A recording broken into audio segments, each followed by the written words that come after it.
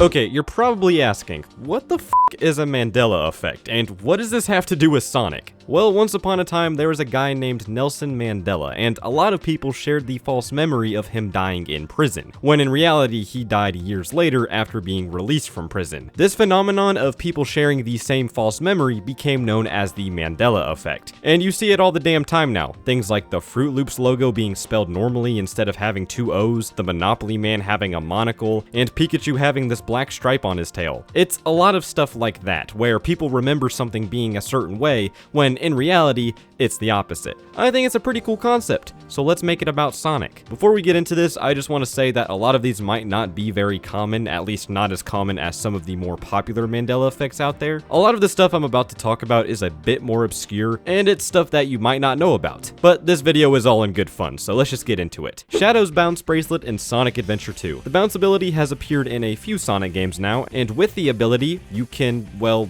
bounce. Who would have guessed? In Sonic Adventure 2, this ability is unlocked by collecting the Bounce Bracelet. And there's a good handful of people who remember Shadow also having the Bounce Bracelet in Sonic Adventure 2. This memory likely comes from the fact that Sonic Adventure 2 has two speed characters, and with one of them having a different ability from the other, it's easy to mix up the two. Or this could also come from the fact that it is possible to give Shadow the Bounce Bracelet in the game by using Cheat Engine and other codes. So people may remember playing the game with those codes enabled, and mistake that with them playing the game vanilla. Sonic also has the bounce ability in Sonic 06 and Sonic Lost World, but Shadow doesn't have the ability in Sonic 06, and he's just not in Sonic Lost World, so obviously that wouldn't be possible. For me, I'm kind of indifferent to this memory. Like, honest to God, before researching for this video, if you told me that Shadow had the bounce bracelet in Sonic Adventure 2, I probably wouldn't correct you because it's hard to remember very specific stuff like that, especially since Sonic Adventure 2 is a game that I have admittedly not ever been very fond of.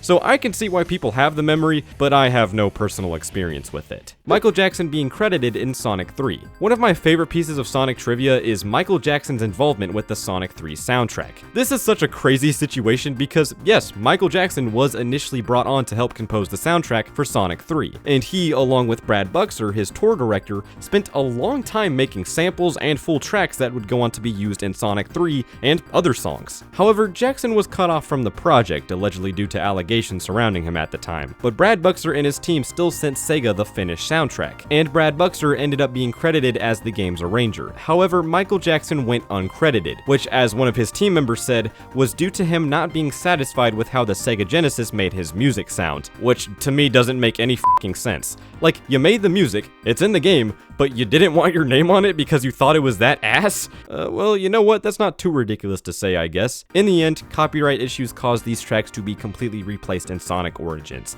and Michael Jackson still never got official credit. However, many people still recall seeing his name in the credits. This is most likely due to the widespread information about Jackson being involved with the soundtrack. Like, so many people know about this to the point where naturally, they might have just assumed that he was credited in the game, because why wouldn't he be, right? In my experience, I don't remember seeing him being credited in the game because I was a child when I played the game for the first time, and I didn't read the credits, but I also wasn't aware that he went uncredited, so there's that, I suppose. Sonic's Blue Arms. This one's not really common for die-hard Sonic fans because obviously in most cases, Sonic has tan arms, with the two most well-known exceptions being Boom and the movies. But among the general audience, a lot of them thought that Sonic always had blue arms, and I don't really have a good explanation for this one. It's just one of those minor details that a lot of people who are not very familiar with the series would naturally have a false memory of. This is very similar to that Pikachu one I talked about briefly at the beginning of the video. I guess the movies could also be a main contributor to this, as the movies have quickly become the most popular form of Sonic mania among the general audience. And Sonic has blue arms in those movies, so I guess people who watch those movies would just assume that he always had blue arms. For me, yeah, I've never had this problem.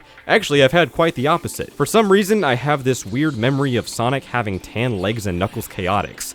And that's probably because it's actually in the game. Yeah, bet you didn't know that one. Have fun sleeping tonight. Endless Possibilities. This one is quite simple. The song Endless Possibility is the main theme in Sonic Unleashed, but quite a few people, myself included, always thought the song was instead titled Endless Possibilities, plural. And yeah, again, I actually relate to this one. The lyrics of the song include the line, "The possibilities are never ending." And I guess you just kind of move the words around and you're like, oh yeah, Endless Possibilities, that's my favorite Sonic song. Who knew that the song was on Spotify this whole time? We were just spelling it wrong. Yeah, you fucking wish, buddy. So yeah, this one is pretty simple. It just comes from the fact that the lyrics use the plural version of the word possibility, so people just think the song is called Endless Possibilities. Simple as that. Then there's also This World. This one's pretty similar to the last one. His World is the main theme of Sonic 06, but some people always thought the song was called This World, and that the lyrics were also saying This World. I don't even think this one counts as a Mandela effect, but rather it's more of a common mishearing of the lyrics. This and his are two words that sound very similar, so the mix-up is completely understandable. And you know, it's funny, because Sonic 06 actually has a couple of Mandela effects. Like, there's some people out there who remember Sonic 06 being a good game. Yeah, they might want to get that checked out. Silver and Sonic Riders. This one's for the 3 Silver fans out there. So yeah, some people remember Silver being a playable character in the first Sonic Riders on the GameCube, Xbox, and PS2, when in reality, he's not there. He does, however, make appearances in both Sonic Riders Zero Gravity and Sonic Free Riders, so that could be a reason why people remember him being in the first game. Sonic Riders was also released to coincide with Sonic's 15th anniversary, along with Sonic Rivals and Sonic 06. Those two games featured Silver as a playable character. And of course, in 06, he got the role of being a fucking bum. Like, the guy just kept getting his ass beat. Since then, Silver hasn't been present in a mainline Sonic game as a playable character. In fact, I think 06 is the only time we ever saw Silver in a main character role. Sonic Free Riders Wii port. And this one's for the Zero Sonic Free Riders fans. Alright, I saved the craziest one for last, so strap in, because this gets wild. There is a significantly large group of people who remember Sonic Free Riders having a Wii port, when it was only available on the Xbox 360 with the Kinect accessory. People likely remember it being on the Wii due to the fact that the game exclusively used the Kinect's motion capabilities, and at the time, those capabilities were commonly compared to the Wii Remote's technology. Sonic Riders Zero Gravity, the previous entry in the trilogy, was released on the Wii as well as the PS2, and it used the Wii Remote's motion controls for turning. So I can definitely see the mix-up here, and in fact, I completely relate to this one. I remember as a kid, I walked into a Sam's Club. Yeah, you heard that right. A Sam's Club of all things. Apparently they had video games. And I saw Sonic Free Riders for the Wii on the shelf, but looking back on this whole thing, I probably just saw the 360 version. So for the longest time, I thought this game had a Wii version.